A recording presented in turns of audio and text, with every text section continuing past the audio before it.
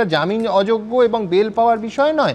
Bell পাওয়ার ক্ষেত্রে supreme court তো বলেনি যে বিএনএস থেকে বা এর আগের আইপিসি থেকে সমস্ত জামিন অযোগ্য ধারাগুলো তুলে দিন, তার কারণ আমরা বেল দিতে চাই, বিষয়টা তা নয়। অপরাধ যেই রকম সেই অপরাধ অনুযায়ী ধারা প্রয়োগ করছে কিনা পুলিশ, ঠিক যেখানে আমাদের সন্দেহটা, এই সন্দেহটা না থাকলে আমি অরূপের সঙ্গে একমত হতে পারতাম যে এই কেসটা সিরিয়াসলি দেখা হবে বলে, কিন্তু শুরুতেই প্রথম রাতেই বেড়াল মারা বাদ দিন, আমি যোগ্য ধারাটাই দিলাম না, এরপর আবার তার পরবর্তীকালে সুবিচার পাবেন ওই প্রধান শিক্ষক, বিশ্বাস করতে হবে। যেহেতু রায়গঞ্জের কথা এত হচ্ছে, রায়গঞ্জের সেই অধ্যক্ষ তিনিও বলছেন অনেকটা অরূপ যে অংশটা বলছিল তারই মতো, যে আমি আর মনে রাখতে চাই না। সেই মনে রাখতে চাই না উচ্চারণটা আসছে একটা গভীর যন্ত্রণা থেকে। কি বলছেন সেই মাস্টারমশাই, দেখাবো। প্রশাসন তো দেখা উচিত, প্রশাসন তো দেখা এই জিনিসগুলো যেটা রিপিট না হয়। যারা শিক্ষাঙ্গনে যারা হেড অফ দ্য ইনস্টিটিউশন বিশেষ করে আছেন এবং অধ্যাপক অধ্যাপিকা শিক্ষক আছে, তারা তো মানে কাজ করতে ঠিক খোলা মানে কাজ করতে পারবে না। এরপরে এটা তো চিন্তা করা উচিত, তাদের সরাসরি চিন্তা করা উচিত। অন্যান্য রাজ্যের তুলনায় তো যে জায়গায় ছিল পশ্চিমবঙ্গ, যে জায়গায় ছিল অন্যান্য রাজ্যের তুলনায় তো পিছিয়ে পড়েছে, এটাই বলবো। অন্যান্য রাজ্য, যে সমস্ত রাজ্যগুলো পশ্চিমবঙ্গের যে শিক্ষার স্ট্যান্ডার্ড বা যেই ধরনের যে পরিবেশ ছিল সেখান থেকে আলাদা, যেমন নিজের ঘটনা সেভাবে মানে অ্যাকচুয়ালি আমি ভুলে যেতে চেয়েছি এই কারণে যে আমাকে তো সুস্থ থাকতে হবে, যে ওই যে ট্রমাটা নিয়ে যদি আমি বারবার যদি রিপিট করি আমার মাইন্ডে বা আমার সাইকোলজিক্যালতে এফেক্ট করবে। আমি রায়গঞ্জের ঘটনায় যাব, কিন্তু তার আগে বিজেপির বক্তা কেয়া ঘোষের কাছে যাব। দেখুন, আমি বিশ্বাস করি যে বিজেপি শাসিত রাজ্যের খারাপ ঘটনা বলে এই রাজ্যের একটাও খারাপ ঘটনাকে জাস্টিফাই করা যায় না, কিন্তু গোটা দেশে শিক্ষকদের সম্মানের জায়গাটাও কিন্তু ভয়ঙ্কর রকম উদ্বেগের জায়গায় আসছে।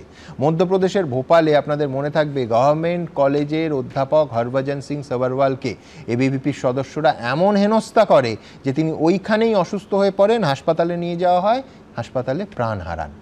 2022 সালের 10ই মে উত্তরপ্রদেশের লখনৌ বিশ্ববিদ্যালয় হিন্দি ভাষার এক অধ্যাপক রবিকান্ত চন্দন এমনভাবে তাকে হেনস্থা করা হয় তাঁর শিক্ষা প্রতিষ্ঠানে, যে পুলিশি অভিযোগ সত্ত্বেও সেই শিক্ষা প্রতিষ্ঠানে, সেটা অবশ্য সিসিটিভির জামানা নয়, সিসিটিভি ছিল না, পুলিশ কিন্তু কোনো ব্যবস্থা নেয়নি। অর্থাৎ এই অপসংস্কৃতি ছড়িয়ে পড়ছে, এবং আমার কাছে যেটা অত্যন্ত উদ্বেগের যে একজন মাস্টার মশাইকে তার শিক্ষা প্রতিষ্ঠানে, তার বাড়িতে, শিক্ষা প্রতিষ্ঠানের বাইরেও করা যায় না, কিন্তু শিক্ষা প্রতিষ্ঠানে স্পর্ধা হচ্ছে নেতাদের যে তাদের গায়ে হাত দেওয়ার। কেয়া, দেখুন, সবার আগে বলি এই কয়েকটা ঘটনায় হালফিলের আমলের পশ্চিমবঙ্গের একটা জিনিস বোঝা যাচ্ছে যে জোর যার মুলুক তার। সেটা 2012 রায়গঞ্জ থেকে শুরু করে ওই 2012তেই এই ঘটনার কয়েকদিন বাদে রায়গঞ্জের পরে মাঝদিয়া বামেদের আক্রমণে সেখানেও কিন্তু একই ঘটনা ঘটেছিল। পরবর্তীকালে এই 2012 ঠিক এই মাঝদিয়ার 4 দিন পরে রামপুরহাট, সেখানেও অধ্যক্ষকে তৃণমূল ছাত্র পরিষদ নিগ্রহ করেছিল। আবার ঠিক, আমি কিন্তু এই অনুষ্ঠানেই দেখাবো একদম রায়গঞ্জের পরে মাঝদিয়া, কিন্তু মাঝদিয়ায় যারা অভিযুক্ত 14 দিন জেল খেটেছিল, আর রায়গঞ্জে তারা ছোট ছোট ছিল। আমি এই প্রসঙ্গে আসছি একদম। এবং তার পরবর্তীকালে আমরা দেখেছি যে সেই আরাবুল তিনি ওই জগ ছুঁড়ে মেরেছিলেন শিক্ষিকাকে, অধ্যাপিকাকে। চিত্রটা 2012 থেকে 2025 এক দশকের বেশি সময় কেটে গেলে, 1.5 দশকের বেশি সময় প্রায় হলেও সময় এবং চিত্রটা পাল্টায়নি, সময়টা ওই জায়গাতে থমকে আছে। সেই যিনি ছিলেন ওই সময় তিলক থেকে ত্রিদীপ, ঔদ্ধত্যটা কিন্তু একই, এবং ত্রিদীপ বাবুর ক্ষেত্রে তো আরও বেশি। উনি আক্ষরিক অর্থে তাঁর বাবার জমিদারি তো ওটা, উনি সেটাই মনে করে সম্ভবত মৃণাল বাবুকে এরকম হেনস্থা করেছেন। এবং তারপরে চিন্তা করুন, উনি করেছেন এমনভাবে তাকে কেস সাজানো হয়েছে মাত্র 11 ঘন্টা। তার জন্য শিক্ষক এবং হেডমাস্টারকে নিগ্রহ করার পর তার জন্য শাস্তির সময় বরাদ্দ মাত্র 11 ঘন্টা। এবারে আমরা চলে আসি শিক্ষক, আপনারা বলছেন নিগ্রহ, এই রাজ্যে তো এটাই সংস্কৃতি তৈরি হয়ে গেছে, যার জেরে 2012 থেকে যে নিদর্শন তৈরি হয়েছে, যার জেরে পুলিশ এই রাজ্যের রাস্তায় শিক্ষককে ফেলে পেটাতে পারে, পুলিশ পেটে লাথি মারতে পারে, পুলিশ শিক্ষককে কামড়ে দিতে পারে, পুলিশ এই রাজ্যের এই তিলপাড়া ব্যারেজ কিছুদিন আগেই হয়েছে আমরা যখন ওখানে আন্দোলন করছিলাম, সেখানে 2 শিক্ষক, সম্ভবত তাদের নাম নীলকণ্ঠবাবু এবং মোহন সিনহা এবং নীলকণ্ঠ বিশ্বাস, তাদের সঙ্গে আমাদের জেলা সভাপতিও ছিলেন ধ্রুবদা, তাদেরকে সেই চোরের মারা হয়েছে, জামা কাপড় ছেড়ে দেওয়া হয়েছে, তাদেরকে গ্রেপ্তার করা হয়েছে। অথচ এই ক্ষেত্রে আমরা দেখলাম যে পুলিশ এর ক্ষেত্রে সহজ সরল একটা উপায় বার করে দিয়েছে। আসলে যেটা বললাম সেটা বামেদের আমল থেকে শুরু হয়ে আসছে। মাস্টারমশাই আপনি কিছু দেখেননি, শিক্ষকরা খুব সহজ টার্গেট চুমন, কারণ শিক্ষকরা তারা জানেন যে তাদের একটা বাড়তি একটা দায়িত্ব আছে এই সমাজের পরবর্তী আমাদের যে প্রজন্ম তাদেরকে তৈরি করার। তাই তাদের উপর তারা রীতিমতন ও নীলকণ্ঠের মতো বিষ পান করে, মৃণালবাবুকে নমস্কার প্রণাম জানাই আমি, তিনি নীলকণ্ঠের মতো বিষ পান করেও তিনি বলছেন হ্যাঁ আমি আমার কাজটা করে যাব। রায়গঞ্জের যিনি অধ্যাপক ছিলেন, যিনি কলেজের যিনি অধ্যক্ষ ছিলেন, তিনি সেটা নিতে পারেননি, অপমান মাথায় নিয়ে তিনি খুব ধীরে তার প্রস্থান হয়েছিল। এবং তারপরে অদ্ভুত ব্যাপার আপনি যেটা বললেন, এই রাজ্যে 2 জায়গায় 2 রকম কেস হয়। আপনার উপর মামলা হবে আপনার রাজনৈতিক রং দেখে, আপনার মাথার উপর যদি তৃণমূলের স্থানীয় নেতাদের হাত থাকে, লোকজন বলছে, আমরা বলছি না, মন্টুরাম পাকিরার মনোনীত সদস্য এই ত্রিদীপ বাবু, সেই কারণে তার এই জোর, তার এত প্রভাব, তার এত প্রতিপত্তি। এবং এই কিছুদিন আগে গত 2-3 দিন ধরে আমরা দেখছি রানী বিড়লা স্কুলে, চিন্তা করুন তো, গভর্নিং বডিতে কাকে বসানোর জন্য জোর জবরদস্তি করানো হচ্ছে? কাজরি বন্দ্যোপাধ্যায়। তিনি, আমি জানি না তার সঙ্গে শিক্ষার কি সম্পর্ক আছে সুমন, কিন্তু এটুকু জানি কালীঘাটের ব্যানার্জি পরিবারের সঙ্গে তার সম্পর্ক অত্যন্ত গাঢ়। সেই কারণে আমি সেই প্রধান শিক্ষিকাকে আমার প্রণাম, যিনি একা লড়াই করেছেন এই তৃণমূলীকরণের বিরুদ্ধে।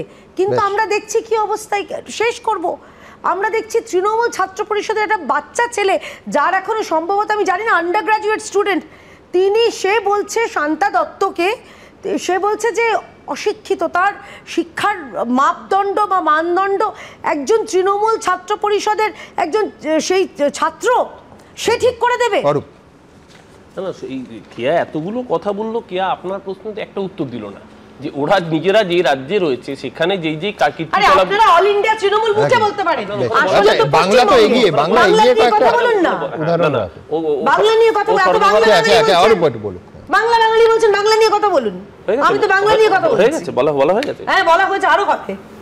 সমস্যা হচ্ছে যে সারা ভারতের যতগুলো স্বশাসিত সংস্থা রয়েছে বা এই ধরনের বডিগুলো রয়েছে, সবকটার মাথায় বিজেপি আরএসএস তাদের নিজেদের লোক বসিয়ে রেখেছে। ধরুন এসআরএফ, গজেন্দ্র চৌহান থেকে শুরু করে, আমি আপনার যুক্তি তত্ত্ব আমি বলছি, তাতে পশ্চিমবঙ্গে তো উল্টো উদাহরণটা রাখবে ম্যানেজমেন্ট কমিটি মাথায় কারা বসছে। আমি জানি আপনার কাজরি বন্দ্যোপাধ্যায় নামটা নিয়েছে বলে তুমি মাথা গরম করো না, তুমিও নিজে সেন্সর বোর্ডে রয়েছো, তুমি মাথা গরম করো না, তুমিও সেন্সর বোর্ডে রয়েছো, তুমি মাথা গরম করো না। অবশ্যই একজন চালনী একজন ছুঁচ, এটা বুঝলাম।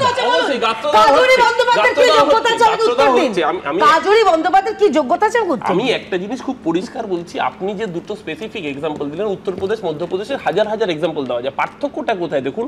এখানে অভিযোগ পাওয়ার 2 ঘন্টার মধ্যে তাকে অ্যারেস্ট করা হয়েছে, সে রাতটা জেলে কাটিয়েছে 2 ঘন্টার মধ্যে।